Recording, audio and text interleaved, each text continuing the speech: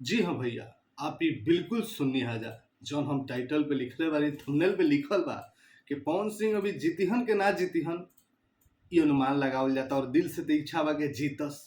भगवान से दुआ बा और उनकर उनकर फैन के हर एक बिहारवासी ई निहोरा कर रहल बा, भगवान से मना रहल बा कि पवन सिंह जरूर काराकाट से जीतस। कहे के बाद स्वाभिमान के बा और अपन पावर स्टार के सम्मान के बाटे। जी भैया, और बिहार, यूपी और काराकाट के जनता के स्वाभिमान के भी बाटे।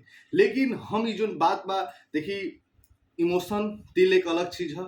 ऐसे तो हर आदमी हमेशा हर आदमी खातिर अच्छा ही मांगला, यहाँ तक कि दुश्मन के भी आदमी भलाइए चाहेला। लेकिन जब बात कई जाला सही से ओकरा के जांच पड़ताल क के पॉइंट पे, तो बात ई जरूर निकल के आ रहल बा कि जौना क्षेत्र में पवन सिंह बाड़े, वो क्षेत्र, वो बिहार में कहीं ना कहीं जब चुनाव के बात आवेला तो कतनो दोस्ती बढ़िया होखे, हम एक दोस्ती बानी जा, आप बबुआन जी हैं, आप राजपूत जी हैं, आप पहिरान जी हैं, आप पंडितान जी हैं, दोस्ती बा। लेकिन जब वोट देवे के बात आवेला नु भैया, तो घड़ी सबसे पहले जौन चीज देखा जाला बिहार में, आज भी भले बदलत होके बदले के कोशिश करल जाता, लेकिन आज भी जात को ही देखल जाला कि हमारा जात के ही प्रत्याशी बाड़े, तो इनका के जरूर वोट दे हम। और ये मामले में बिहार में सबसे ज्यादा जेकर पकड़ बा, लालू यादव के पार्टी से ही पकड़ बा। और आप लोग के पता बा कि काराकाट क्षेत्र में सबसे ज्यादा यादव वोटर बाड़े, 3 लाख के आसपास मानल जा रहल बाड़े। तो यादव वोटर के खुश करे खातिर ऐसे भी वो 3 लाख में हो सकता पवन सिंह के 1 लाख 1.5 लाख फैने होखस। लेकिन जानते नु फैन होखल और वोट दिहल में दोनों में अंतर आ जाला।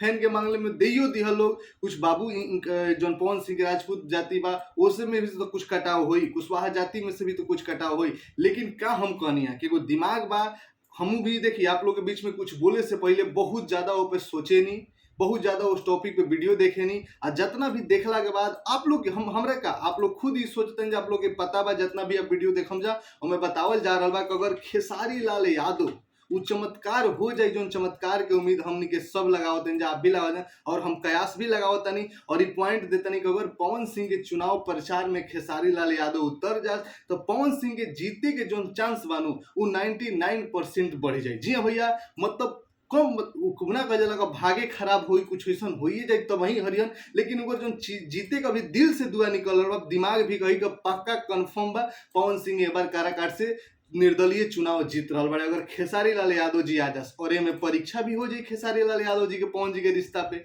इंटरव्यू में तो दोनों आदमी कह दिले वालो कि हमारे बड़ भाई हन छोट भाई बोला तो हम जरूर जाई।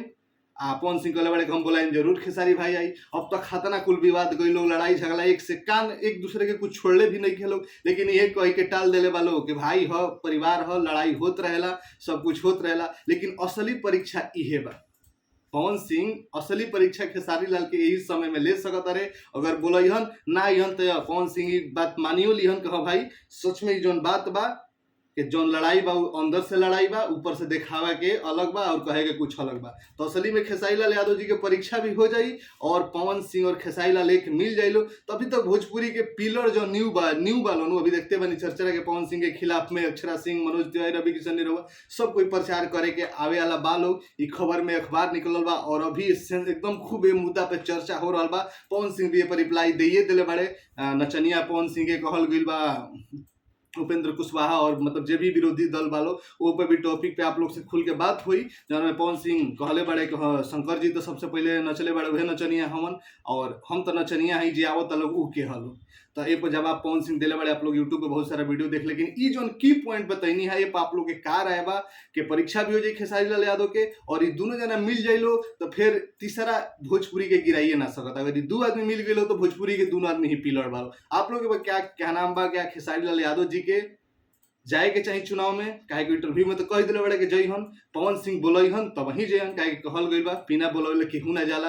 यहाँ तक अपना घर के रिश्तेदार दोस्त भाई भी बाड़े, अगर नहीं बोलाओ शादी ब्याह बा तो नहीं जाए के चाहिए, बुलावे के जरूर चाहिए। का पवन सिंह के खेसारी लाल यादव जी के बुलावे के चाहिए? 9 तारीख के बतावल जा रहा है नामांकन बा। आप लोग क्या ख्याल बा नीचे कमेंट सेक्शन में अपन भाई के राय दीजा और बातचीत ऐसे कोई जो भी टॉपिक हुई आप लोग के बीच में बात विचार करत रही। जय भोजपुरी एकता बना के राखी जा।